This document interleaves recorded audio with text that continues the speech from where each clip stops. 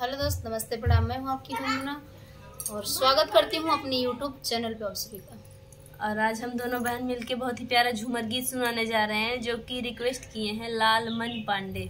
लालमन भाई हैं जो कि रिक्वेस्ट किए हैं कि आप झूमर गीत सुना दीजिए। तो ये गीत उनके रिक्वेस्ट पे जा रहा है, कैसे लगेगा कमेंट में जरूर। यानी लाचारी गीत, झूमर गीत, लाचारी गीत लालमन पांडे के भाई के रिक्वेस्ट पे गीत जा रहा है, तो प्लीज।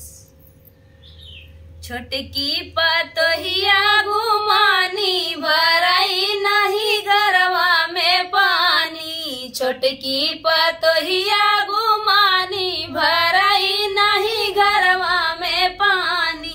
छोटकी नदिया जजाई जगावई। छोटकी नदिया जजाई जगावई। छोटकी नदिया के खूब गरियावई। छोटकी नदिया के खूब गरियावई। लागथी तो जैसे अइया भरई नहीं घरवा में पनिया। लागथी तो जैसे अइया भरई नहीं घरवा में पनिया। छोटकी पतोहिया घुमानी भरई नहीं घरवा में पानी। छोटकी पतोहिया घुमानी भरई नहीं घरवा में पानी।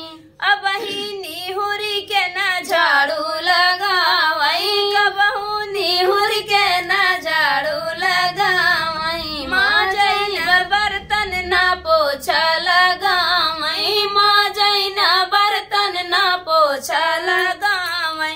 खूबई बनाई अप्सरानी भरई नहीं घरवा में पानी। खूबई बनाई अप्सरानी भरई नहीं घरवा में पानी। छोटकी पतोहिया घुमानी भरई नहीं घरवा में पानी। छोटकी पतोहिया